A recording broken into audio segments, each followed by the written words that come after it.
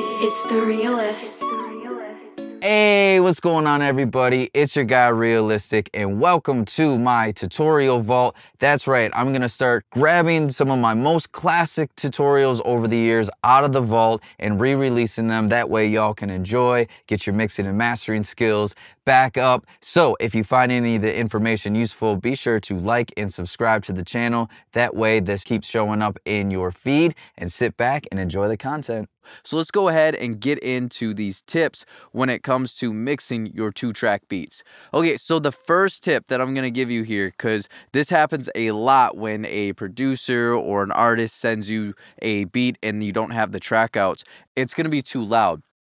And so what you want to do is you want to turn it down, but you want to turn down either the clip gain, or you want to use some type of trim or gain plugin as your first tool on your chain here. You don't want to turn down afterwards. You don't want to turn down the actual fader. And I'm going to show you exactly why we don't want to do that. All right, so the first thing, let me show you why we actually want to turn this down. If I hit play, you're going to see that we're going to be clipping right away. On the edge.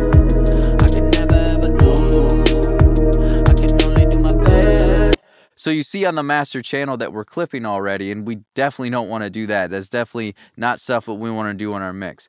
So now let me show you, if I throw on an EQ, let me show you why we want to do this as a clip gain rather than the channel. And the reason why is this clip gain is going to be pre-inserts, whereas this channel right here is going to be post-inserts. So this is going to turn this down after the fact, and this is going to turn this down before the fact. So let me go ahead and hit play and pay attention right here to this input of this EQ. As I'm turning this down, you'll see that it's still going to clip.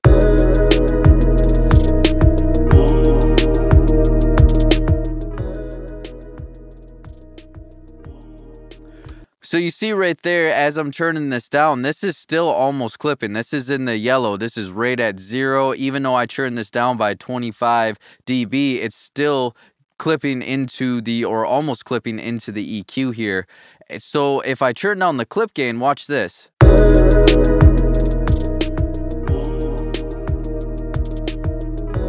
So see how that lowers the input going into the actual EQ? So that's why you want to either turn down the clip gain or use some type of trim or gain plugin. Your DAW is going to have this in there, and then you could just turn this down before it enters into anything like EQ or our multi-band compression or whatever it is that we're working with when we're working with our 2-track here. Because then you'll get a better sound if you're not clipping into the actual EQ. So as far as what I turn this down to, it's going to be obviously different for every track, because some people are going to send you stuff that's louder and some people are going to send stuff that's not as loud but still loud. So what I try to do here is I pay attention to the master channel and I solo the beat, and I try to get it to where the master channel's at 10 to 8 dB.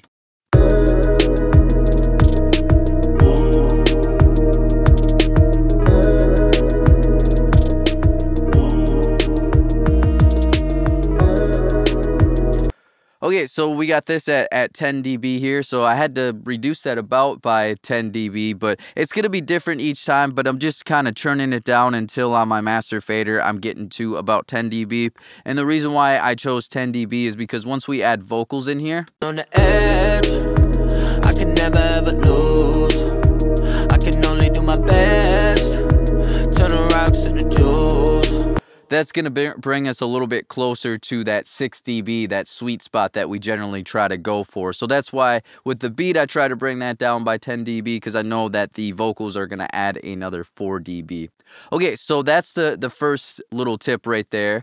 The next thing that I recommend doing here is removing some of the resonating frequencies in our 2-track beat, almost kind of like you're mastering, because that's what we're basically doing with a 2-track beat, is we're basically mastering the 2-track beat. So because we don't have a lot of options to mix when it comes to the individual stems, because we don't have the individual stems. So what we'll do here is we'll just kind of remove some of the resonating frequencies. We'll get those a lot in the low end, and if you do have the capability of doing that, I do recommend using some mid-side EQ here, because then what we can do is we can control everything that's coming down the center, and then everything that's coming out the left and right speakers, we can control those separately. So it kind of gives us a little more control. So usually the low end, I try to do mid, because there's a lot of times the low end, the kick and the bass are coming right down the center. So the first thing that I'll do here is I'll just kind of sit back and I'll listen to the 2-track a little bit to really hear what's going on. So let's go ahead and give it a listen.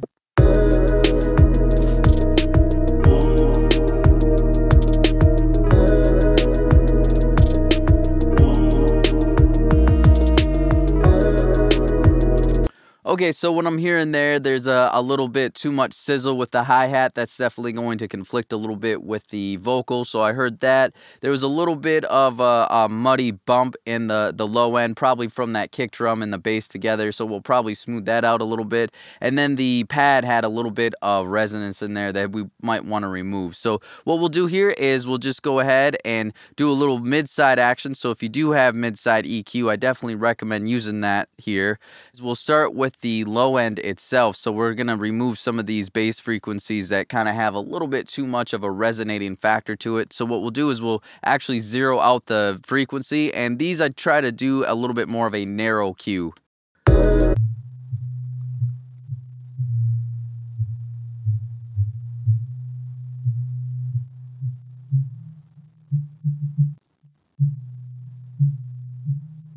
So I got a little bit at about 140. I'll probably just bring that down by about 1.5 dB. And I think there's a little another area between that 105 and 110 range that we can remove.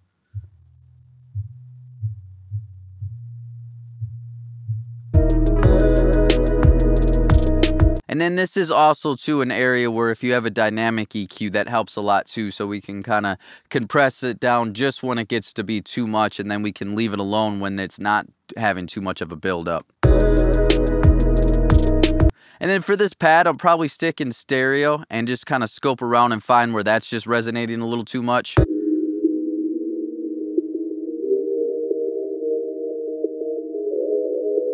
So yeah, you could definitely hear a little bit of a buildup right there. So we'll go ahead and move that down again just by 1.5 dB maybe.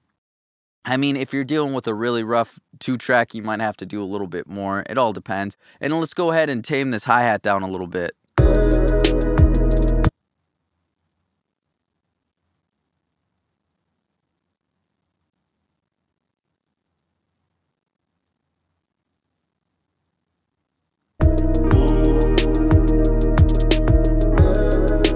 So that can help tame it down a little bit there. And then as far as the really deep low end here, sometimes I'll boost and sometimes I'll lower. It all depends. For this track right here, it seems like it needs a little bit of a boost just to add a little bit more weight to it. You can see there's not really too much going on here from our 30 hertz and below. So just maybe boost that up by about, 1.5 dB. But that's not always going to be the case. There might be some times when you need to lower this. So just use your best judgment on there. But that low end, you may need to boost or cut it.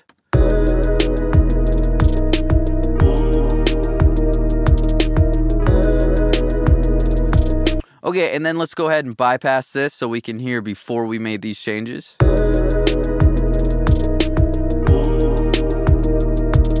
And then with it.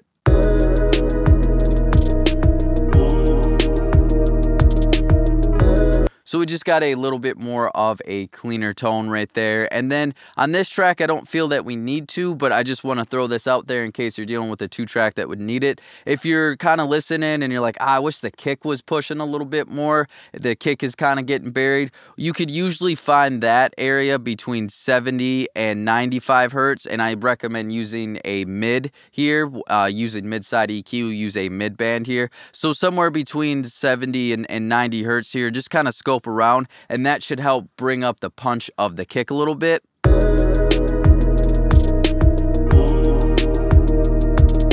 And then here's without it. And then here's with it.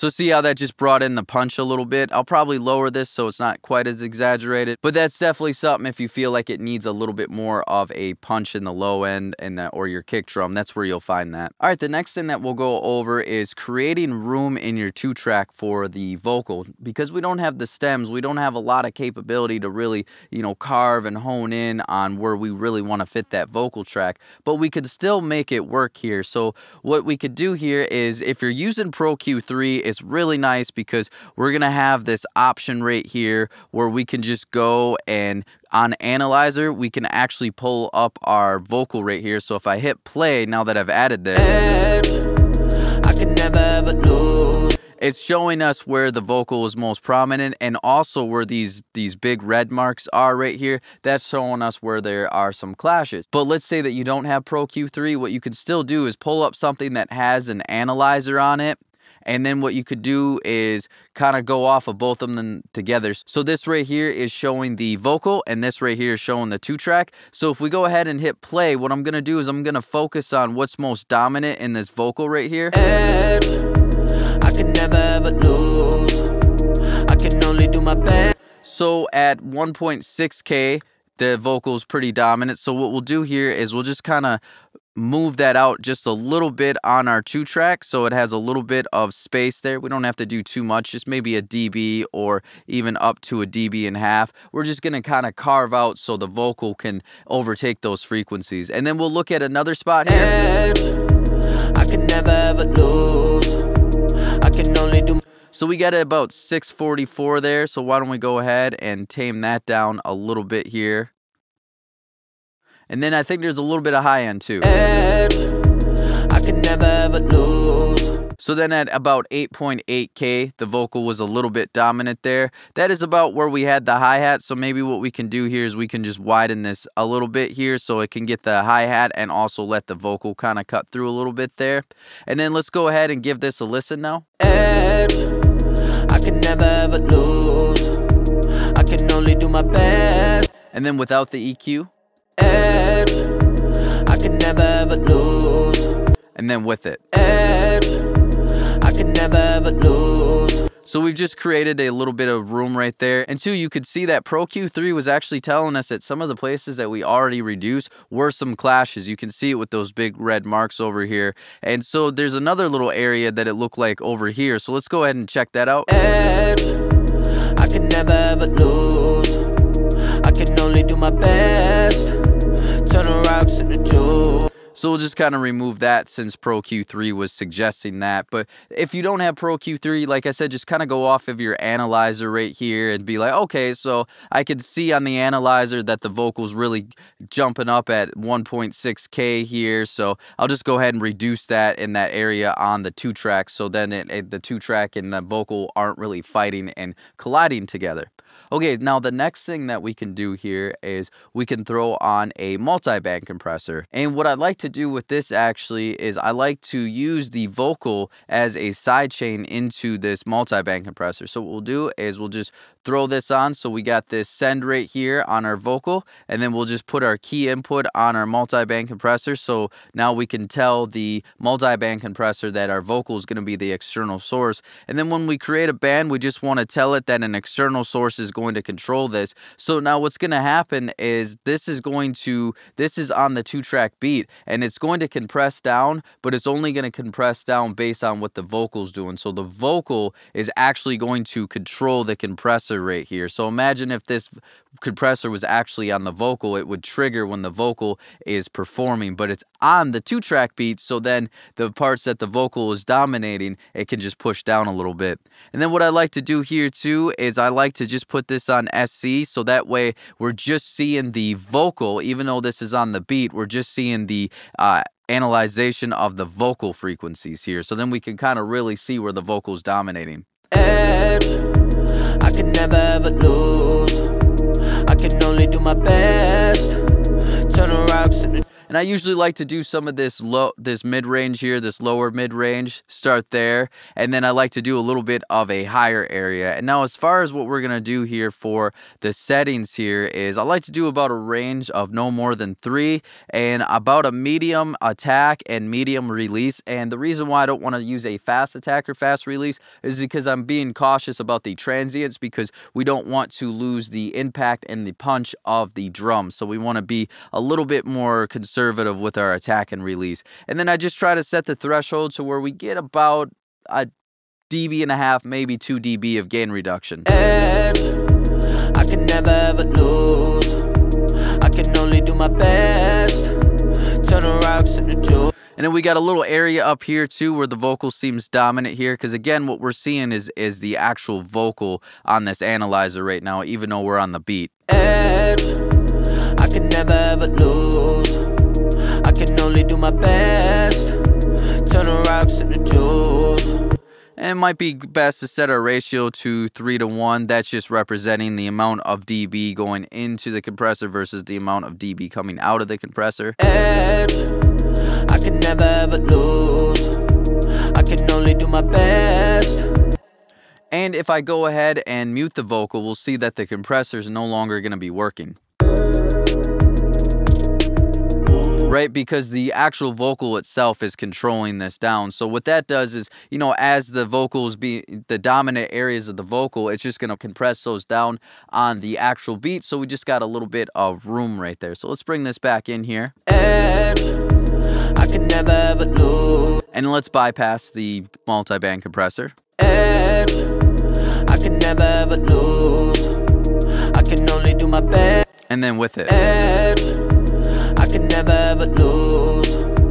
I can only do my best. So it just kind of creates a little bit more space right there for the vocal to really be able to cut through. And another thing too that you can do with multi-band compressors too is they're really useful if there's something in the 2-track beat where it's just too much. Like let's say for instance the snare was too much. That might be something, instead of using the vocal to sidechain it, we might want to just focus on where that snare's at.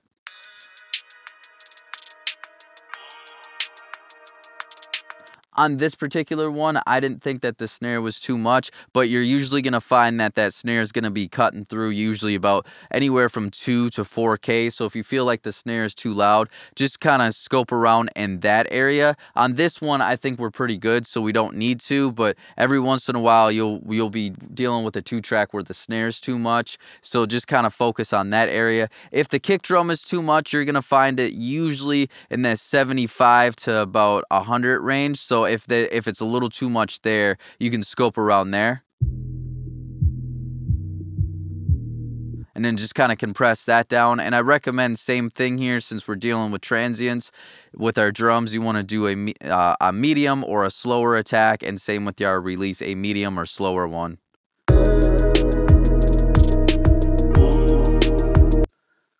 Oh yeah, and then another thing too is if the hi-hats are a little too much, you can compress those down, and you'll usually find those a little bit more in this little 7 to a 7K and above range. So if they are a little too much, I just recommend just compressing those down a little bit.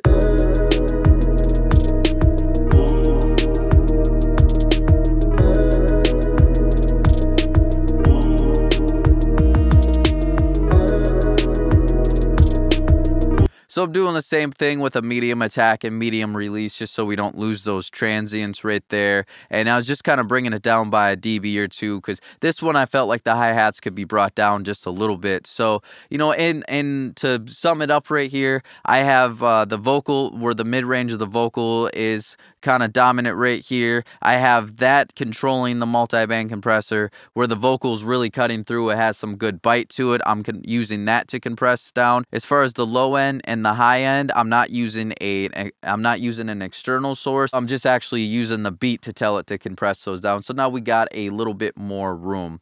So those are the main points of when you're going to work with a 2-track. I'm going to throw another little thing out there with you. I know not everybody has this, but just in case you have this, Ozone 9 has Master Rebalance. It's pretty nice here. What it just allows you to do is if the bass is too much, or the bass isn't enough, or the drums, or whatever it may be, it allows you to increase the drums or decrease them. or we can lower the drums. Or if we want, we can do we can increase the bass or lower the bass.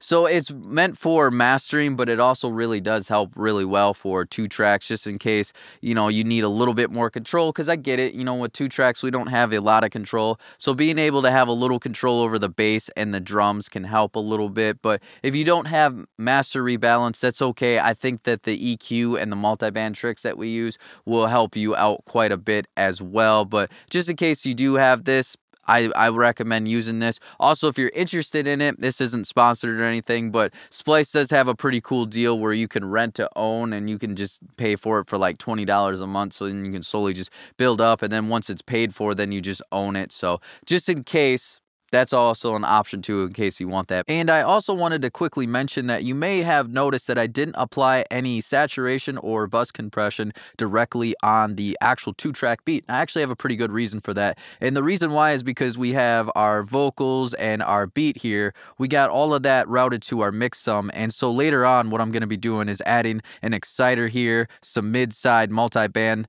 saturation right here to the entire mix. Okay, so I don't want to keep running this beat, this 2-track right here, through multiple cases of distortion, especially if we don't have access to the stems or we're not able to clean things up inside of the 2-track. Running it through too many cases of distortion can start to create some chaos, some muddiness, and 9.5 times out of 10, you'll probably get a worse mix because of it. Now, if you do want to apply some saturation on your 2-track, then don't apply it on the actual mix sum. Now, as far as the settings, I do have a full video on using exciters, so just go ahead on YouTube and search for that. That will be on Sound Oracle's page. And then the same thing with bus compression. I didn't apply it on the 2-track because it's going to be routed to a mix sum that already has some bus compression, and I would honestly do pretty much the same style of bus compression right here, where a slow attack, medium release, 2-to-1 ratio, and try to get a gain reduction of 2 to 3. So I don't want to keep running it through multiple cases